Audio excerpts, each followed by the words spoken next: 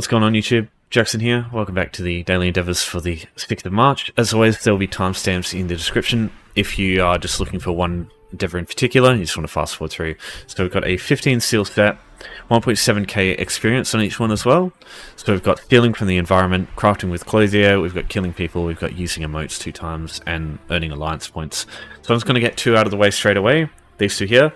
I wouldn't bother with these personally, just because these 3 are so much easier. I will go through killing people, but definitely earning alliance points is just... It will take way longer than any of these other ones here, like in 99.9% of cases. Like, unless you're really lucky, you get into Cyrodiil on like peak hour, you spawn at a keep that's under attack and you go and kill a bunch of people with a bunch of siege or like bomb them, and you've got a lot of knowledge to PvP. That's your only case, but in any other case, it's going to take way longer than anything else here, I think. Alright, so I'll start with emotes. This is one you should do straight away because this is super duper easy. On PC with a keyboard, you just type, you do / and you just go NO. So that will give you the quickest emote that you can do. If you're on console, it's a little bit different. Just give me 1 sec. So you bring up the menu, you go to social, you go to emotes, and you just spam X, and there you go. So that's your 2 ways. Right, next up, stealing from the environment. Really easy to do as well. So I'll go through a DLC option and a non-DLC option. Both are really good, just a little bit of messing around to get to them. So this is the DLC option, requires the Necrom DLC in order to get access to it. This one here. If you have the collections edition of the game, you'll have this one by default. So if you got that, no sweat. So Necrom Wayshrine. This is the Wayshrine you start with, just a little bit of a trek north. You come into the Atlas Refuge, which is right next to it. You come down these stairs, just jump over this, and you're just looking for the north exit over here. Alright, so once you get through that door to the Necrom Underways, in here, you've got these urns here, which you can steal from. There are so many urns in here, it's not funny. You could probably get 100 items in here easily if you need to do the steal from the environment one.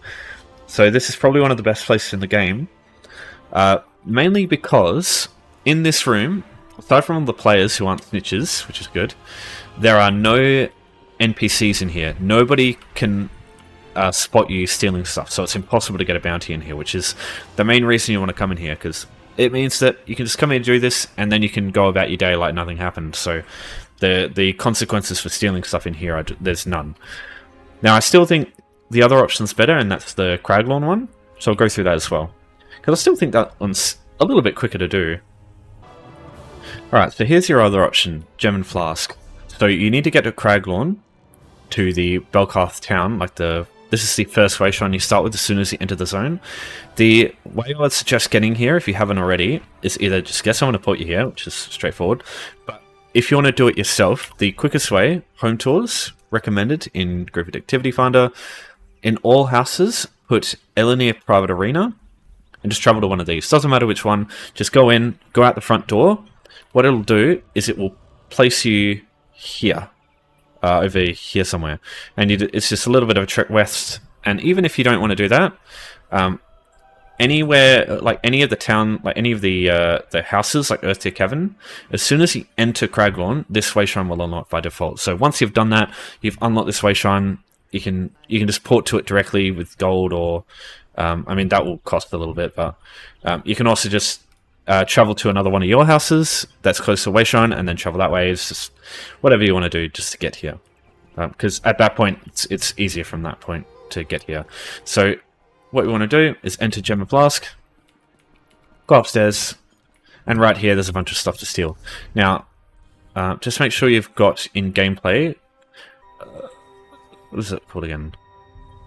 Prevent stealing placed items, this one here. Just make sure you've got this set to off, because that will prevent you from stealing any of this stuff. Let's go nuts, steal everything from this little wardrobe here. Steal everything from there, from beef. And then you've got the greens basket, the millet sacks, you can steal from these as well. And then there's like a barrel over here, you can steal from that. Now, if there's not enough stuff in here still, don't worry. Oh yeah, yeah, that's everything there. So now what we do is there's another crate there you can steal from. What you want to do is come outside. There's a crate here. Take that. And then there's some barrels here. There's a crate over here that you can also steal from. There is also stuff down here that you can steal. I don't know for sure, though, if you'll get a bounty. I don't really use those. It's usually enough stuff there. Now, if that's not enough stuff from all that, there is a Outlaws Refuge here. What happens is, if you enter this Outlaws Refuge, it is counted as leaving the zone. And what leaving the zone does is it resets all of the containers around the place. So that will actually mean that all that stuff that we just stole will actually immediately respawn once we get out. So even if there's not enough stuff, you can just go into the Outlaws Refuges right here, then go back in. Yeah, so you can see everything's reset. So you can just take as much stuff again. And because the Outlaws Refuge is right there, you've also got a easy fence to reach, so you just sell everything that you've stolen, and yeah, there's no real consequences to doing this. Because there's nobody that comes up here, right? You're never going to get a bounty from doing this. So it's just a safe, easy, quick way to do this. So they're the only two options I suggest. Everything else, you know, they might be faster to reach, but they're less practical, I think. Can't you see that I'm furious? Okay. Right, so we've got clothing now. So this one, it's very straightforward. It just requires a little bit of resource investment, not much. So basically, at level 1, doesn't matter. You can still just use jute. I'd say that's still your best bet. So it doesn't matter what level in crafting you are. What you want to do is craft 4 items that aren't a chest item: robe, shirt, breeches, jack, or guards. Anything other than that is fine. Because these items require a little bit more jute. There's no point using more jute than you need just to do an endeavor. It's just like for resource usage sake. So, you know, gloves, hat, epaulets, sash, anything like that's fine. And it requires 5 each, so you need 20 jute or 20 rawhide in total. And as well as some star materials. Whatever race you are, you'll always have a star material that you can use for your race, so just check there. And if you want to get star materials, all you have to do is talk to any Clothier. These guys will usually be next to their crafting stations. These guys always sell an infinite source of star materials that you can just use at any time. And as far as jute or rawhide goes, you can either, if you're low level, any gear that you get at that level, oh yeah, I'll sell this stuff too, will, like any of this stuff here, if you get it at low level, it will deconstruct into jute or rawhide. If not, my advice is just go to some guild stores and just check if they got any rawhide or jute. It'll cost, you know, a couple of hundred gold, maybe a couple of thousand if you buy a full stack, which I think is still worth it because as long as it's like to market value, you aren't really spending that much gold for that many endeavors. So, for example, here we've got Daedric Banditos. Just go through, look at apparel. Oh, sorry, not apparel. Materials. It's in here. Clothing, and then just go material, the middle option. And you can see we've got rawhide here for 6 gold, full stack for $1,000. That's good value. Any of this stuff here, this stuff requires you to be a little bit higher level in clothing. There's no jute here, but all that rawhide will be more, like plenty. Like this will last you many, probably like, so 20 jute. That'll last you 10 endeavors worth of this. So that's just good value, right? So spending $1,000 to do 10 endeavors in like basically 10 seconds, right? I personally think that's really good value for $1,000 in this game. So yeah, because you can get that from a bunch of writs, you know, and you can still do those at a low level. So that's my recommendation for that. Just get some jute or some rawhide from a guild store, and just make sure when you're looking at a guild store, this thing here is the one you want. You want it pointing up, because that tells you how much per item you're spending. So as opposed to this, like the total value, because the total value might be low, but the amount you're spending per item might be higher. So yeah, I think it's worth just keeping a look at that. And getting like an add-on such as Tamriel Trade Center is what I usually do too, to check how expensive stuff are, so you can know if you're making if you're spending a lot on stuff as well. But basically, anything beyond like $2,000 for rawhide or jute or anything like that is just too much. Anything below that I think is still fine for value. Okay, so I still don't recommend killing people, but if you do want to do this endeavor, killing people in game, just so we're clear, if you want to do this one, my suggestion is for people who don't have DLC, you want to be a vampire. You can just kill a bunch of people in the street, but killing 7 people just like really fast is probably going to get you a fucking ridiculous bounty. Now you can just like kill a bunch of people on the docks in Addon, for example, and then just log off and just do that just before you go to bed, and a couple of hours later it'll like reset your bounty eventually. But it's not practical. I still think doing crafting with the Clothier is still better. But you can use either Dark Brotherhood with the Blade of Woe, or you can use Vampirism. So if I sit in the right spot here, here we go. So that's one way to kill people, and there's a bunch of people in Addon that will be like, this person now is like too crowded, but when she's here you can kill her as well, and she won't give you a bounty. Because if you just attack people without using Vampirism or the Blade of Woe, you will get a bounty as soon as you touch them, even if you kill them in one hit. Unless it's with the Blade of Woe or with Vampirism, it gives you a bounty. So you do want Vampirism or a Blade of Woe. The only issue with the Blade of Woe is it's a DLC item. So you can feed on her as long as you stand somewhere here. Yeah, there you go.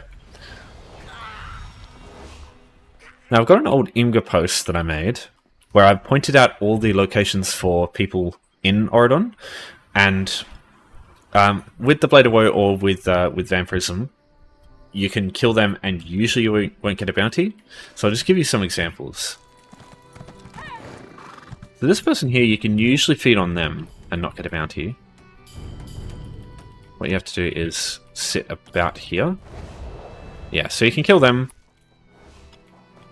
None of these people are, I think, like, killable without getting a bounty. This person over here you can kill for a bounty, without a bounty, sorry. Maybe this person as well, if these people are far enough away. I think that's fine. This guy here is not fine because there's someone watching right there. This guy here is usually fine. This guy's here usually okay as long as the guard's not standing here. There's a bunch of people over here. This person, as long as she's over near this rock, you can kill her, and it's usually not a problem. This person here, as long as they're all the way at the edge here, as long as this person's not close to them, you can usually get away with this one. So yeah, they're all coming over now. And now that they're dead, you can do the same thing with this person and feed on them. There's a couple more people over here. There's some of the acolytes here are too far away for people to spot you when you kill them, but you got to be careful with these guys. There's guards and other acolytes everywhere. There's only certain ones you want to grab. Now, instead, what you can do is just there's a bunch of people here. So, for reference, if you want to find people to kill, just make sure in gameplay you've got prevent attacking innocents set to off, because that will prevent you. And anyone with these white outlines is considered like people. So these are the kind of people you can kill. So, what I like to do sometimes is just come up and, if you want to get this done as quick as possible, you could just go find a bunch of people, and then you just hit them, and what it'll do is it'll cause them all to become hostile, and now you can just AoE them down. Because otherwise, usually I think your AoEs don't hit them. Now, the only issue with this, obviously, is you've got a fucking massive bounty. This is why I don't really suggest this one. But that is one way. And there's tons of people here you can just run up and just kill super fast. But you do have to think about the consequences afterwards. So if you do that, just do it before you go to bed. And yeah, that can work too. Now, I haven't talked about the Blade of Woe here. It's a DLC thing. It's just like feeding, like this. You get a synergy, you hit it. But with the Blade of Woe, you'll have to come a bit closer. Like, Blade of Woe is like here, whereas Vampirism's out here. And the only other thing is this requires the Dark Brotherhood DLC. So this one here. So you need to have that in order to access the Blade of Woe.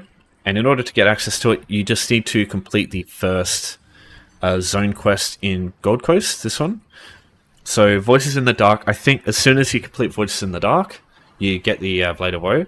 Now I do suggest, if you're going to do, if you've got access to the Blade of Woe, you've got Dark Brotherhood, and thus you can access the Black Sacraments. And what they do is they have instanced people. So instant civilians. So just like dungeons, nobody else can come in and like kill them when you go into it. And there's heaps. There's like at least 20 or something. And you can just go in. You can use the Blade of Woe or Vampirism on them, or just kill them outright, like hit them like you normally would here. And it just means these people here, someone might come through and kill them, and you might have to wait for them to respawn. And that's a pain in the ass. So what you can do with a Black Sacrament is, because it's instance, people can't come in and just like stop you from doing it. So you can just go into the Black Sacrament and just kill them, and then when you're done, just abandon the Black Sacrament quest and it'll kick you straight out, and you can just go on your merry way. You can complete the Black Sacrament if you want, but you don't have to. To get access to that, it's in Gold Coast and the Dark Brotherhood Sanctuaries here. You will have to do the first quest here, and you will have to kill someone here and stuff like that. So there's guides out there for getting access to Black Sacraments and doing the quest line. I don't feel like I should go through that, because I feel like I'm just wasting time with that sort of thing. If you've got any questions about any of this stuff, as always, just let me know. That's what I'm here for. But yeah, that's daily's done for now. Thanks everyone for watching. Thanks for your support as always, and I'll see you next time. Take care.